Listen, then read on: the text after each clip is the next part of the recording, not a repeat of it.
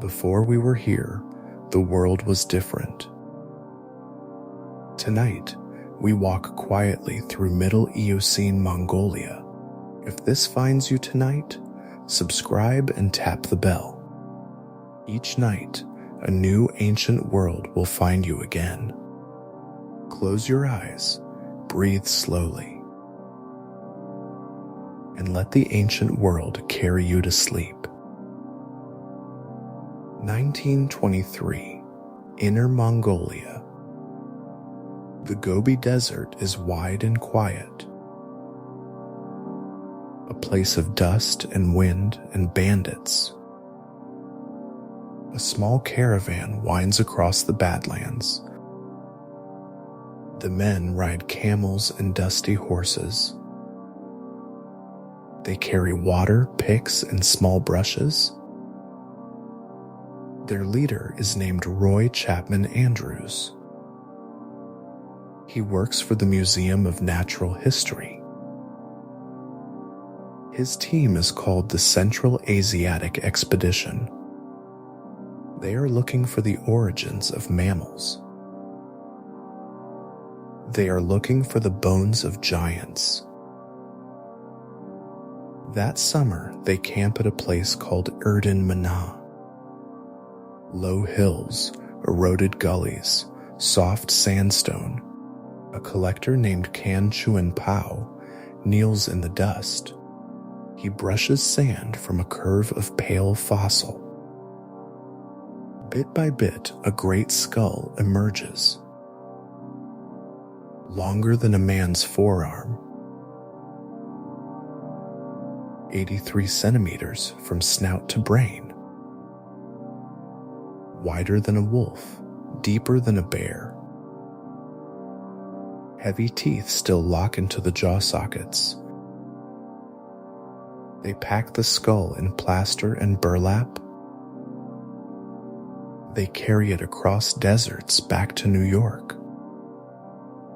The next year, in 1924, Henry Fairfield Osborn examines the Great Skull. He is the museum's president, a famous scientist. He turns the heavy fossil under the lamplight. He measures the teeth and the broad jaw. And he writes a single sweeping line. He calls it the largest land mammal carnivore ever. He names it after the man who led the journey. Andrewsarchus, meaning Andrew's ruler. The full name became Andrewsarchus from Mongolia. Andrew's ruler of Mongolia, a giant's name. Years later, the world remembered Roy Chapman Andrews. Some said he was the real Indiana Jones. George Lucas never confirmed it, but the legend stuck. Now let your mind drift further back. Past Andrews and his caravan in the dust. Past the men with their brushes and plaster. 45 million years before this moment. We are walking now into the Middle Eocene. A warmer world, a wetter world. A world without ice at either pole. Forests stretch across most continents. Tropical canopies grow as far north as Alaska. The seas are warm and shallow and wide. There is a great ocean called the Tethys. It runs between the old north and south. Where India is today, an open sea stretches. Where the Mediterranean is, the Tethys still flows. Slowly over millions of years, the sea would shrink. But not yet, not tonight. Tonight, the Tethys is still wide. Its warm currents lap against soft coastlines. Salt marshes spread along its quiet edges. Brackish lagoons gleam in the afternoon light. Mangroves and tall ferns line the river mouths. And inland, far from the open water, there is a place we now call Inner Mongolia. In our time, it is dry and cold. In the Middle Eocene, it is none of those things. The land is green and warm and humid. Subtropical forests run along the river valleys. Slow rivers braid through the lowlands. Salt marshes flicker where the Tethys reaches inland. Fog drifts through the forests at dawn.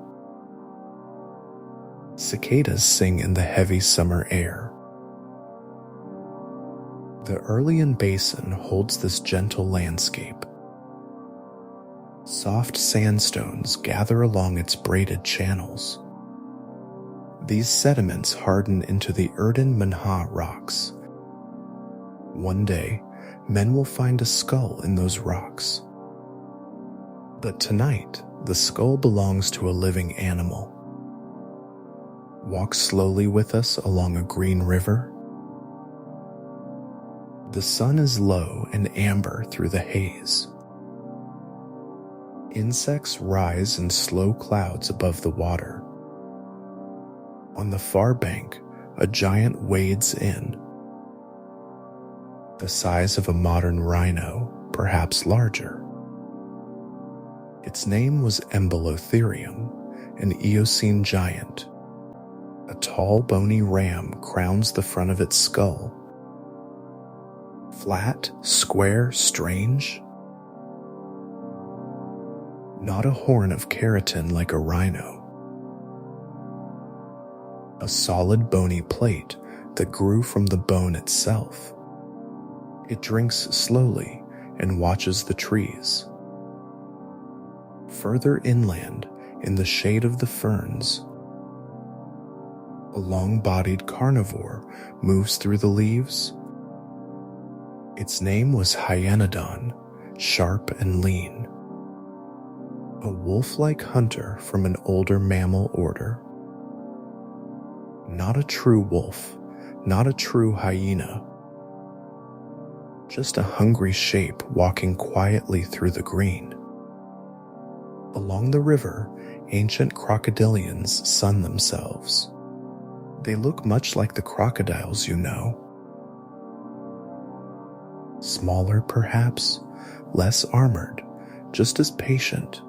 Small early ungulates skip between the trees. Hoofed mammals, no larger than dogs. Some were early ancestors of modern horses. Some were early ancestors of modern camels. Some of them are something stranger yet. Now look further south, beyond the river mouths. Beyond the salt marshes and the brackish lagoons. Out into the warm, shallow water of the Tethys. There, something extraordinary is already happening. The first whales are leaving the land. 50 million years ago, in shallow Tethys waters, a small animal named Pachycetus walked the shore. Four-legged, hoofed, with a long snout for fish. It waded into the water but still walked on land. The eyes sat high on its narrow skull. Already, it was listening underwater. Already, it was a whale in its earliest form. 2 million years later, Andrewsarchus appeared. Longer in body, crocodile-like, hind feet webbed, it hunted from the shallows like a hidden ambusher. Its tail had grown into a propulsion organ. Its hind legs still worked on land, but its life was already half in the water. The lineage kept walking deeper into the sea. Rodhocetus, soon after, almost fully aquatic, and then, by the late Eocene, Basilosaurus, 18 meters of serpentine whale. A long, low body cutting through the Tethys. Dorodon swam in shoals beside its giant cousin, 5 meters long, dolphin-shaped, sleek. Mothers and calves swam together in the warm water. These were the first true whales of the world. Their grandparents had walked on hoofed feet. Their grandparents had stood on a Tethys shore. Their grandparents had been small hoofed mammals, like the ones still wading the rivers of Mongolia. Two lineages had taken different paths. One walked into the water and became the whales.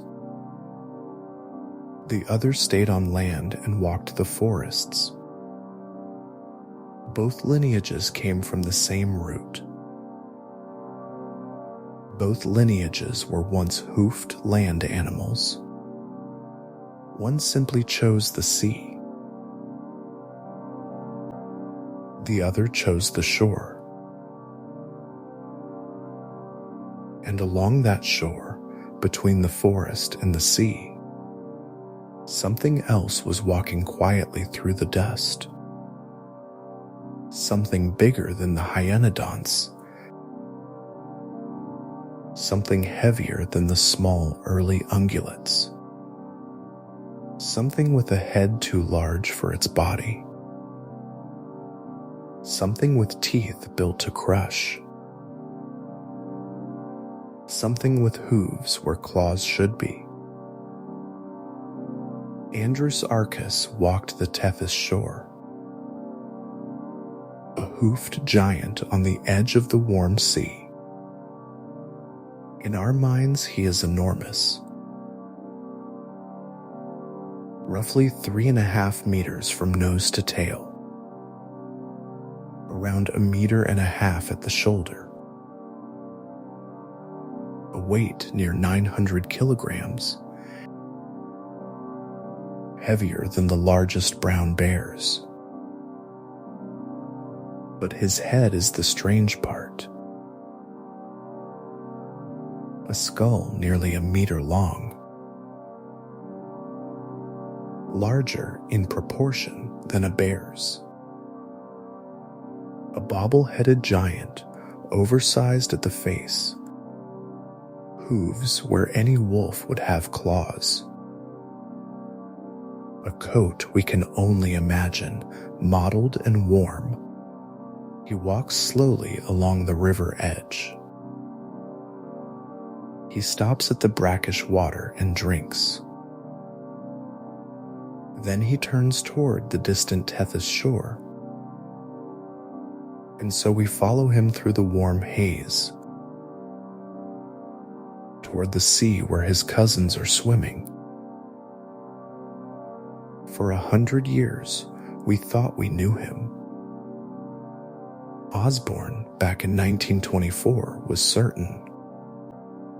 He looked at the great skull on his table. He looked at the heavy teeth and broad jaw. He looked at the hoofed feet implied by the bones. He placed Andrewsarchus with the Mesonychid group. The Mesonychids were a strange group of mammals, hoofed like horses or deer or pigs, but carnivorous like wolves or hyenas. Wolves with hooves, the textbooks would later say. Predators wearing the feet of farm animals. Osborne assumed Andrewsarchus was simply a giant cousin, a giant hoofed wolf from the Mongolian forest. The classification entered the museums. It entered the textbooks of the 20th century. It entered popular books on prehistoric life. For decade after decade, it was repeated.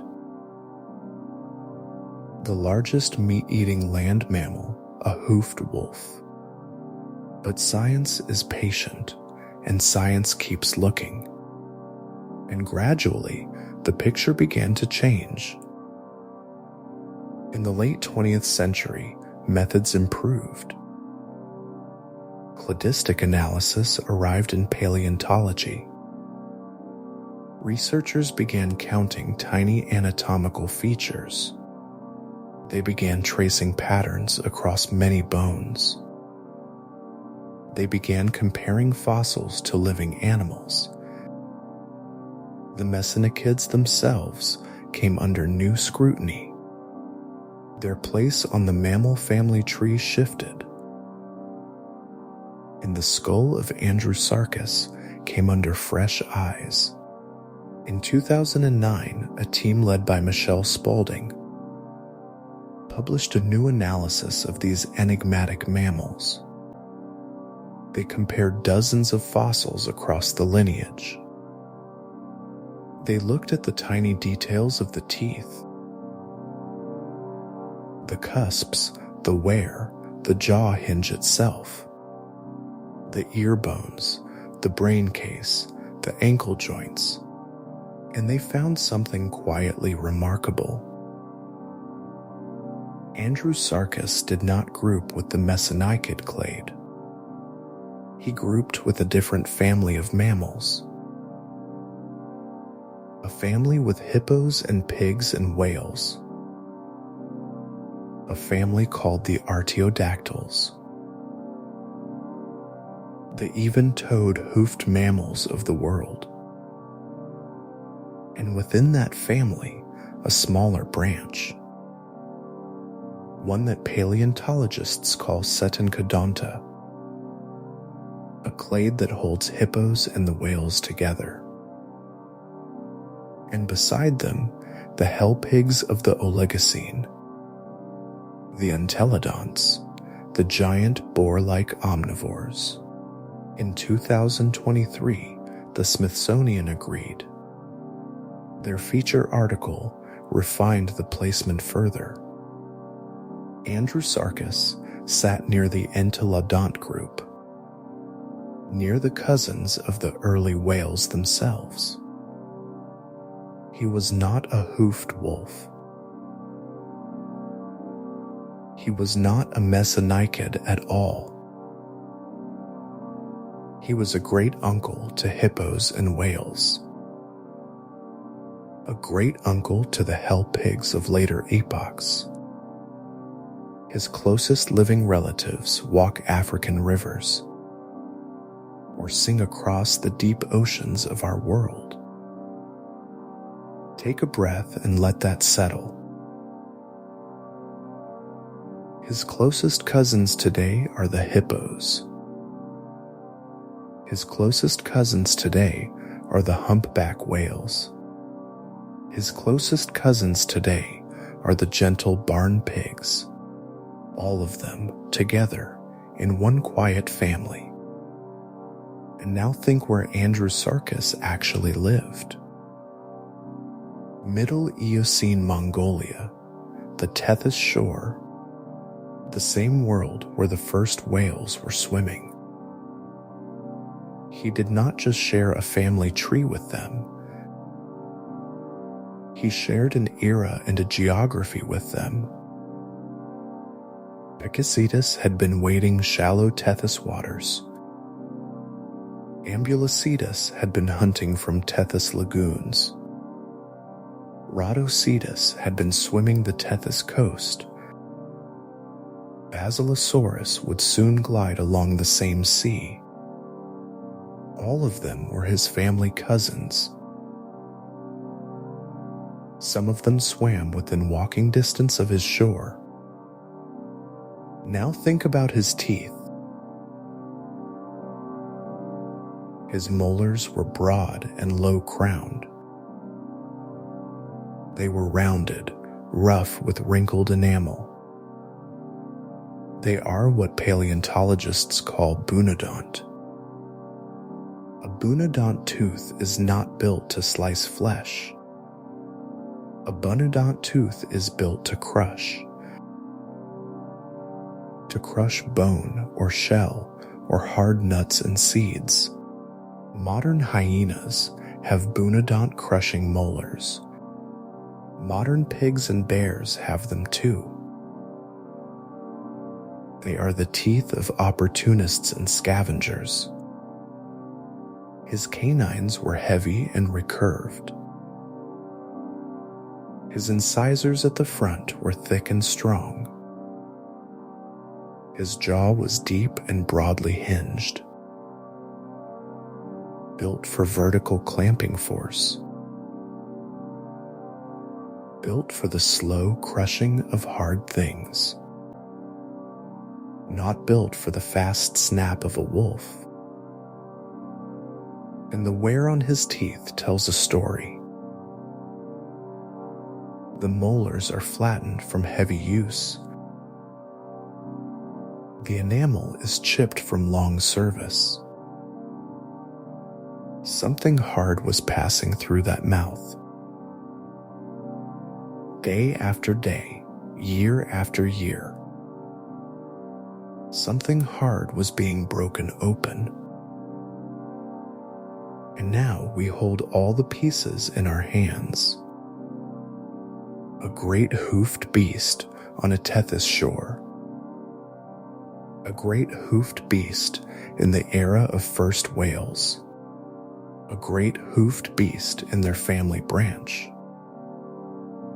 A great hoofed beast with teeth built to crush bone. And in the shallow water just beyond him, whales died, as whales have always died. Their bodies drifted to the gentle shore.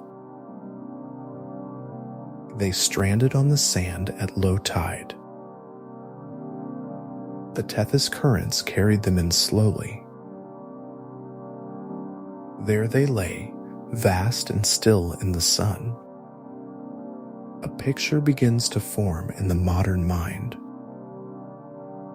A hypothesis whispered between paleontologists. Perhaps Andrewsarchus walked these beaches at dawn.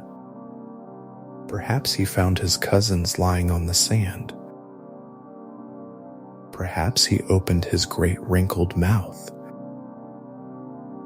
Perhaps he crushed the rib bones of a stranded whale. A hoofed cousin eating the bones of swimmers. A creature from one shore eating those from another. Two branches of one quiet family meeting on the sand. We cannot prove it from the skull alone. No bite marks on whale bones have been found yet. The hypothesis remains an educated guess, but the pieces fit so gently together. The teeth and era, geography and family, all of it whispers the same possibility. A hoofed beast and a cousin of whales, walking the same warm shore where his cousins died, cracking their bones in the soft Tethys light. Walk slowly with us along the Tethys shore. The tide is low and the sand is warm. A long, shallow flat stretches out to the water. Ripples curl in the wet sand near the surf. The air smells of salt and warm decay. The forest edge stands quiet behind us. Tall ferns wave in the gentle morning breeze. Cycads rise above the lower undergrowth. Mangrove roots reach into the brackish water. Small crabs scuttle in the wet sand at our feet. Gulls of an older kind wheel above the waves. And further down the beach, something is stranded. A long dark shape lies in the warm, shallow water, half on the sand and half in the foam. 5 meters of dolphin-shaped whale. It is a Dorodon washed up overnight. Its sleek body is already beginning to bloat. Insects gather around the dark eyes. Smaller scavengers have already begun their work. Crabs pick at the soft tissue near the flippers. Small birds tug at the open mouth. A few early scavenger mammals sniff at the carcass, but none of them can break the bones open. None of them can reach the marrow inside. None of them can crush the ribs apart. Bone is the last and richest part of a body. Bone holds marrow, fat, and tightly packed minerals. For a bone-crushing scavenger, it is a feast. For a scavenger who cannot, it is unreachable. On modern beaches today, we see the same pattern. A whale washes up on a quiet coast. Gulls and crabs work the soft tissue first. Then bears or hyenas arrive, depending on the place. They crack the ribs and open the vertebrae. They feed for weeks on one stranded body. A single whale becomes a months-long banquet. In the Middle Eocene, the same logic must have held. The Tethys was full of whales and whale ancestors. Strandings would have happened regularly along the shore. Each stranded whale was a vast reservoir of food, but only the right teeth could open it. The teeth of Andrewsarchus were exactly those teeth. A heavy hoofed shape moves through the dune grass. It walks slowly, without urgency. It places each hoofed foot carefully in the sand. The great skull leads the body forward. He has smelled the carcass on the breeze. He has heard the gulls calling above the surf. He stops at the edge of the wet sand. He lowers his head and sniffs the body. Other scavengers retreat into the long grass. They know they cannot share this meal. Andrewsarchus opens his great wrinkled mouth. His broad bunodont molars catch the morning light. He bites down slowly on the exposed rib. The bone gives way under the slow crushing force. Marrow seeps into the soft tissue around the wound. He chews patiently and swallows. A few minutes later, he moves to the next rib, then to the vertebrae along the long spine. He works the carcass like a slow, careful butcher. A small early mammal watches from the dune grass. It will not approach until he is fully done. The hours pass slowly on the warm Tethys shore. The sun rises higher and the shadows shorten. Andrewsarchus feeds without hurry. He drinks brackish water at the river mouth nearby. He returns to the carcass and continues. Bone after bone, joint after joint. Over the days, the great body is taken apart. Other scavengers will eventually feed too. But the marrow has already been claimed. The deep food has gone to the hoofed giant. Now turn your eyes away from the stranded whale. Walk along the shore a little further south. The wet sand gives way to softer mudflats. Behind the mudflats lie shallow brackish lagoons. In one of those lagoons, a dark dome emerges. A giant turtle is dragging herself up to bask. Her carapace is broad and almost half a meter long. Her shell is smooth and patterned olive brown. Her name might be something like Alaiocheles. She is one of many large Tethys coastal turtles. She has lived in the warm lagoon for years. She comes ashore now and then to rest. The sun warms her shell, her long neck folded. She does not know she has been seen. Andrewsarchus has wandered further along the beach. He smells the warm shell and the warm wet sand. He moves quietly through the dune grass.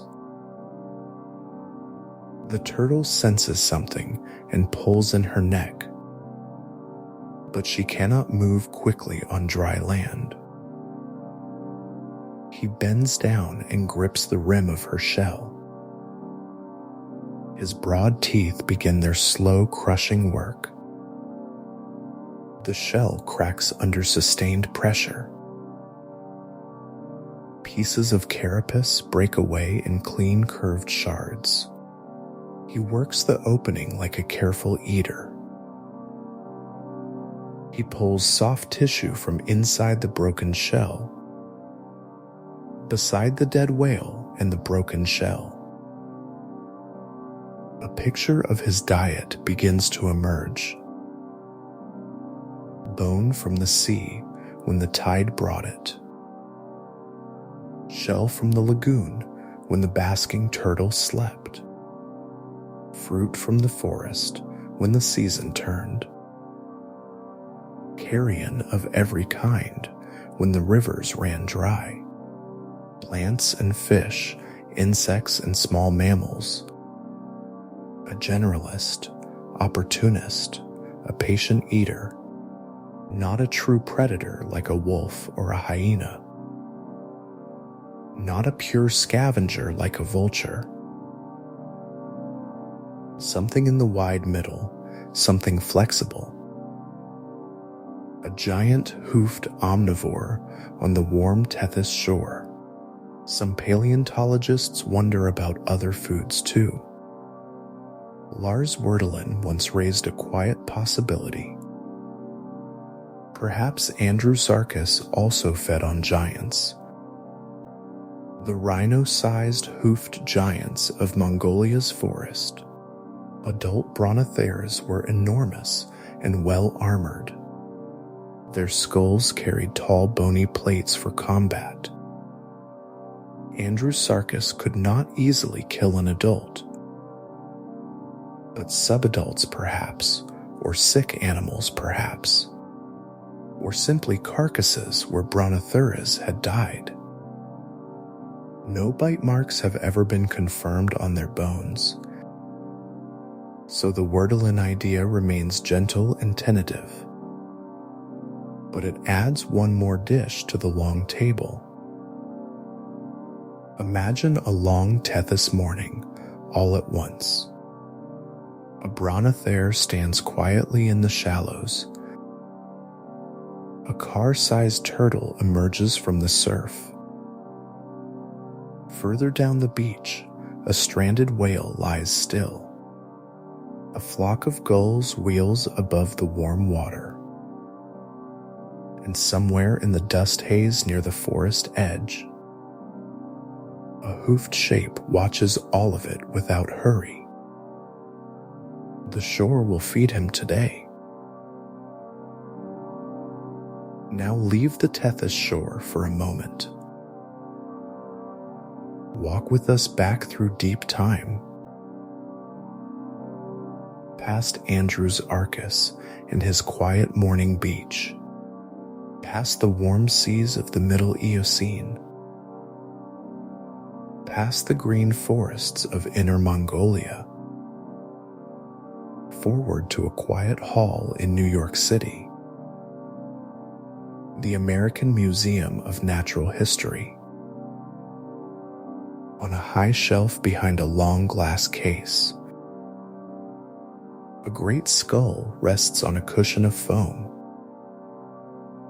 A small label gives its catalog number. MNH20135. 83 centimeters long, basal length. About 56 centimeters wide across the cheeks. Yellowed sandstone still clings to the back. The lower jaw is missing, only the skull remains. Every detail of the teeth, however, is clear. The molars sit broad and worn in their sockets. The canines arch heavy and recurved at the front. The incisors line the snout in a wide bony row. The tooth formula is 3143.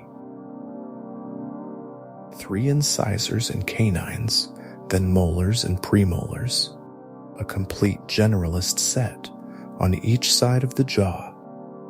Forward-facing eye sockets sit deep in bone, hinting at the possibility of binocular vision.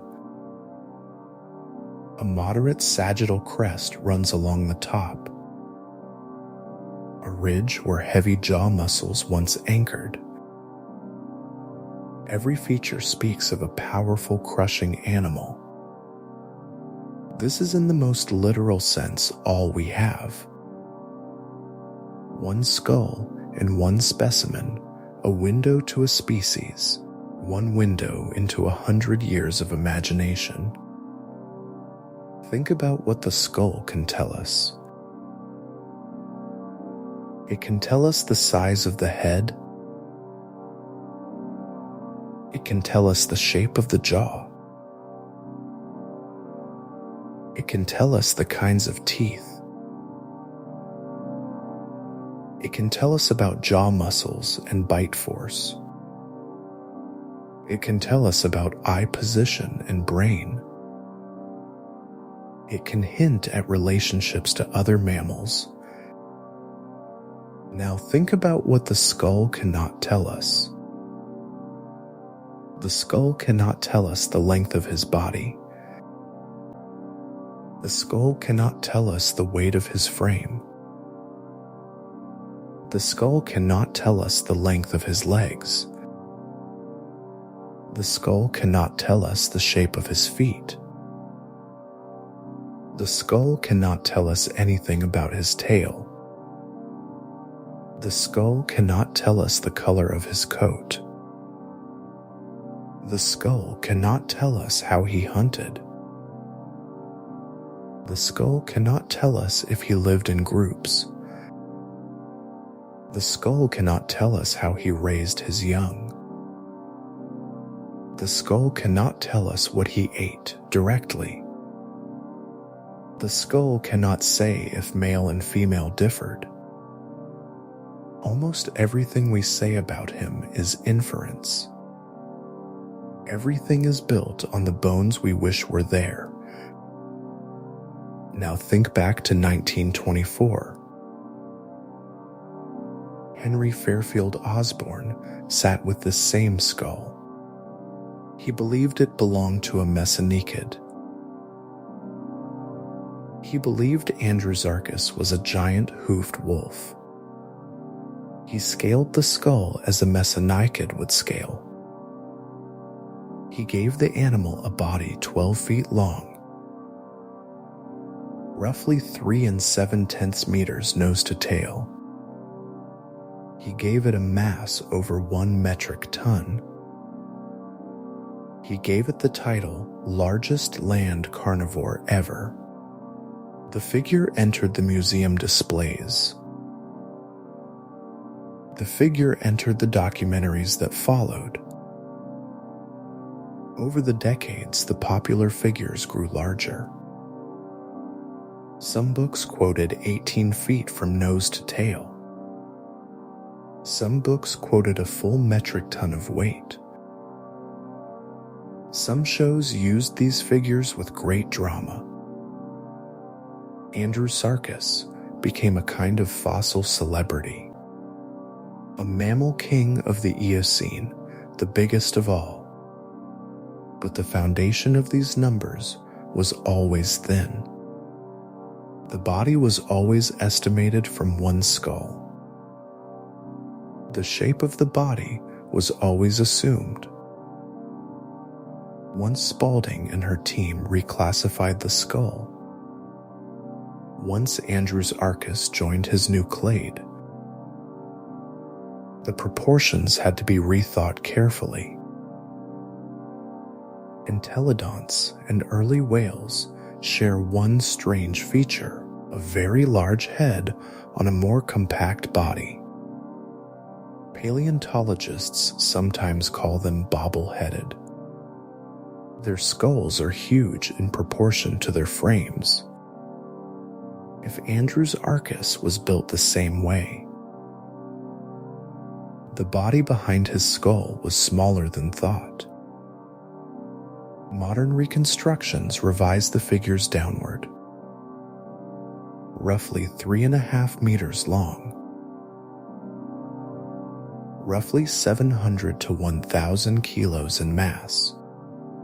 Still enormous, still impressive, but not the metric ton Eocene tyrant of old textbooks, a bear-sized predator with a far larger head.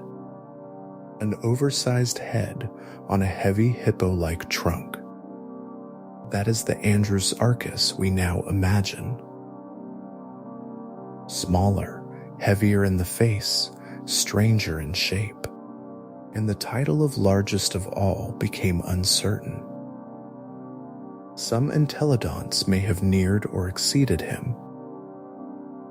Daeodon in the late Oligocene was bison-sized. Some scientists place him near 1,000 kilograms too. The crown of largest land carnivore is contested, and it always was, based on 1 skull. There is something humbling about this slow correction. 100 years of museum signs were quietly revised. 100 years of documentaries are out of date. 100 years of childhood books need new editions. All of it rested on a single ancient skull. All of it shifted when scientists looked again. This is how paleontology actually works. Slow and cautious, often quite surprising. Each generation looks at the same fossils anew. Each generation finds something the last one missed. Each age gently rewrites what we thought we knew. Still, only 1 skull exists today. No spine has been found in the field.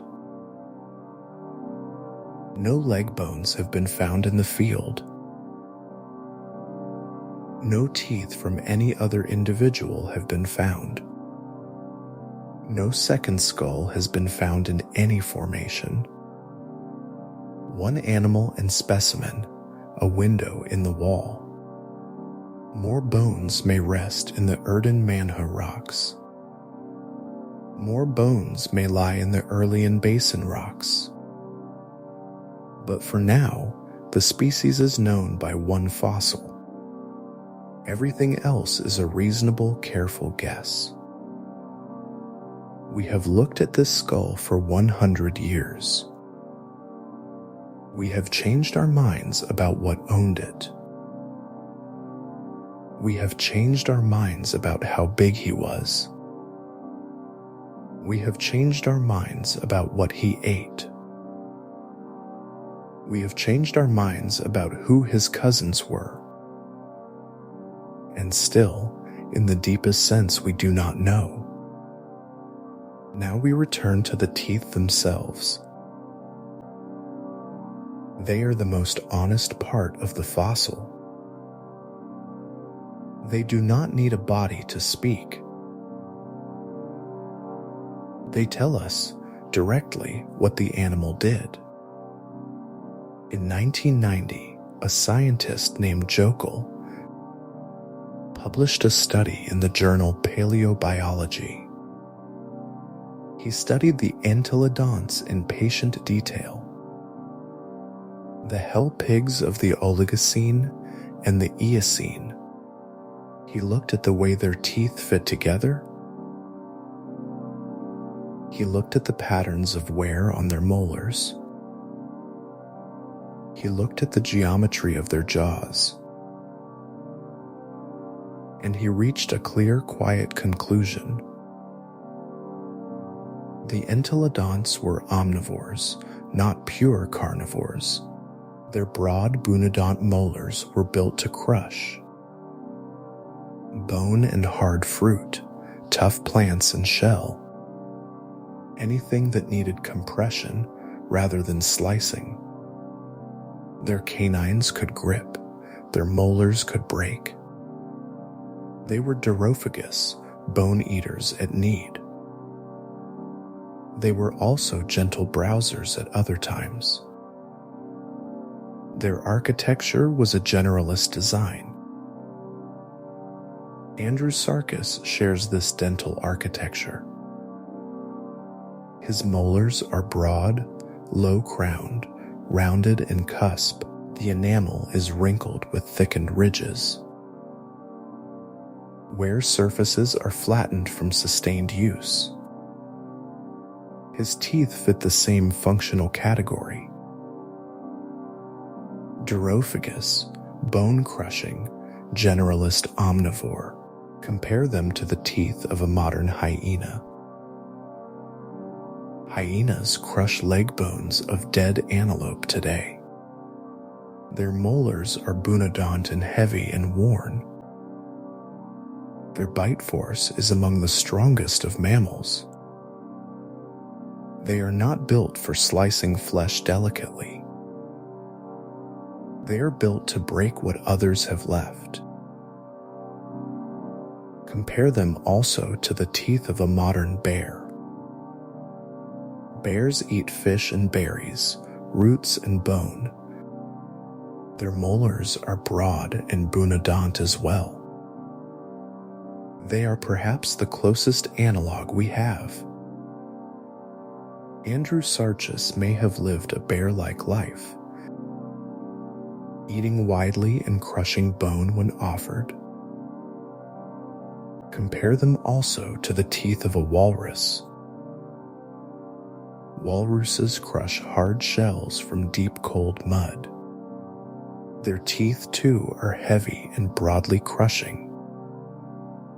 The same form in three very different animals, each one solving the same problem in a similar way.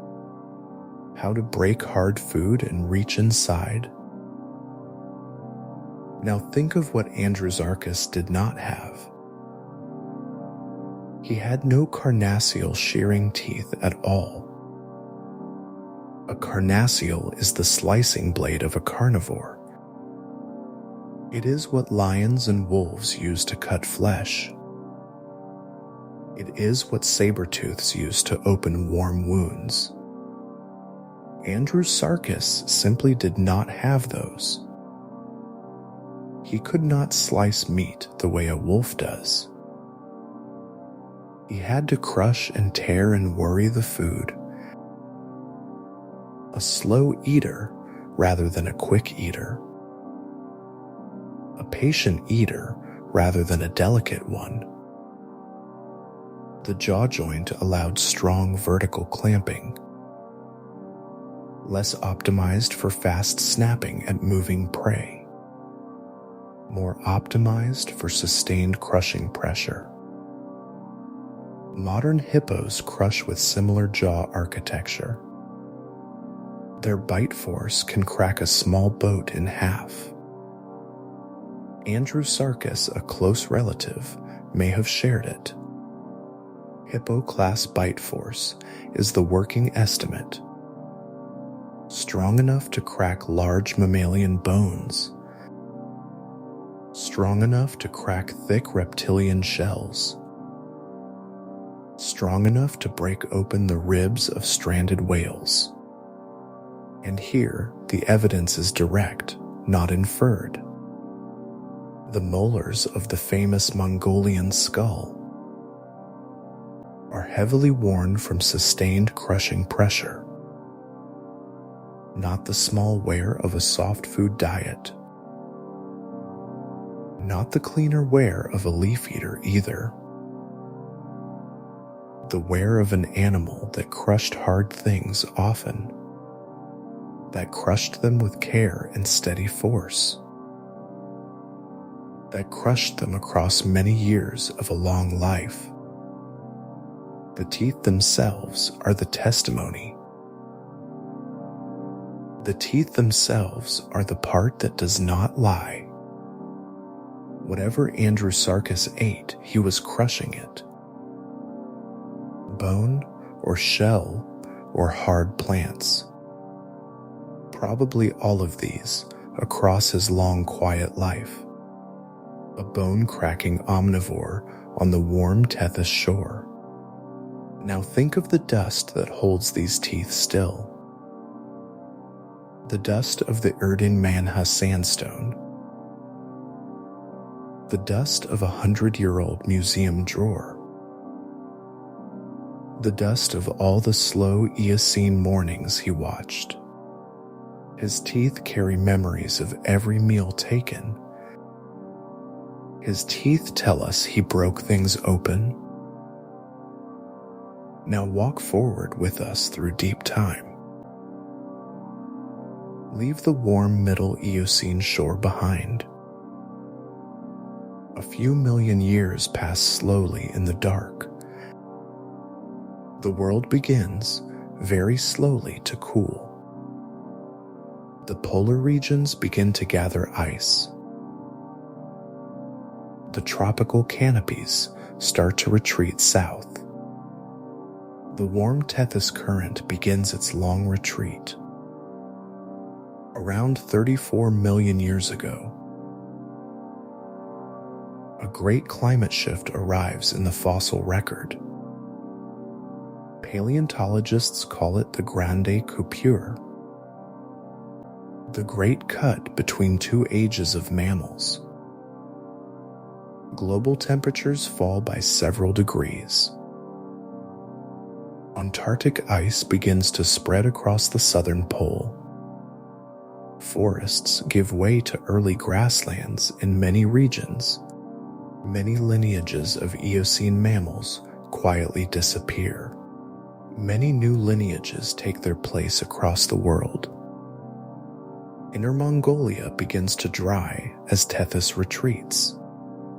The subtropical forests grow patchier and drier. The salt marshes shrink as the coastline pulls back. The brackish lagoons evaporate one by one. The Tethys Sea itself is shrinking and changing shape. It will eventually leave only the modern Mediterranean. But that closing takes tens of millions of years. Tonight, we watch only its first quiet retreat. Andrewsarchus disappears from the fossil record then. After the Middle Eocene, his bones vanish entirely. Whether cooling killed him directly, we cannot know. Whether competitors slowly replaced him, we cannot know. His numbers may always have been small. With only one skull, we cannot trace his decline. His coastal scavenger niche must have shrunk. The strandings of whales must have grown rarer. The whales themselves were swimming further out to sea, becoming more open ocean and more distant. Their grandchildren no longer washed up so often. Andrewsarchus, locked to the shore, lost his pantry.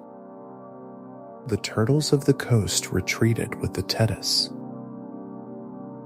The Brontotheres of the forests also faded away. The forests themselves grew drier and harder to find, and the great hoofed beast of Mongolia walked no more. By 35 million years ago, Tethys was smaller. The forests of Inner Mongolia were drier and sparser. The bone crackers of the shore were gone. The whales swam further out into the cooling oceans. Their cousins on land had no more stranded meals. And on the dusty edges of Inner Mongolia, no more hoofed giants walked the empty beach. Only the wind, only the slow-drying earth. Now let your breath grow slow and easy. Let your shoulders soften, your jaw release. Think for a moment of his cousins still here. All across the modern world, they are with us still. In African rivers, hippos doze in the sun. They wade through the warm water as evening falls. They open their wide jaws and yawn at the sky. Their molars are bunadont, like his were. Their bite is heavy and slow, like his was. In the deep oceans of the world, whales sing. Humpbacks rise and fall in the open blue sea. Their songs carry for kilometers through the dark water. Their ancestors had walked the same shore as him. In quiet barns, pigs sleep on warm straw. Their soft snouts twitch in their dreams. Gentle now, after long millions of years. They too share the deep family tree of his line. Hippos, whales, and pigs, all together. All that remains of the great Setencodonta lineage that once stretched from the open ocean to the forests, from the warm Tethys to the dusty plains of Mongolia. 45 million years ago, one cousin walked there. He cracked bones, he cracked shells. He ate, perhaps, the carcasses of his cousins, washed up gently on the warm Tethys sand. He lived a long and quiet and patient life. He watched sunrises over the green river mouths. He watched many slow tides pull back from the shore. He watched many warm afternoons fade into evening.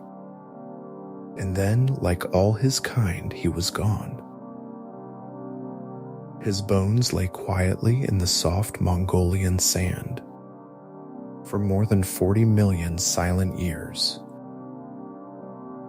until Concho and Pao knelt down in the dust and brushed the dust from one curve of pale skull. From that skull, we built 100 years of story. We called him a hoofed wolf, and we were wrong. We called him a metric ton giant, partly wrong too. We called him the largest meat eater, and we erred.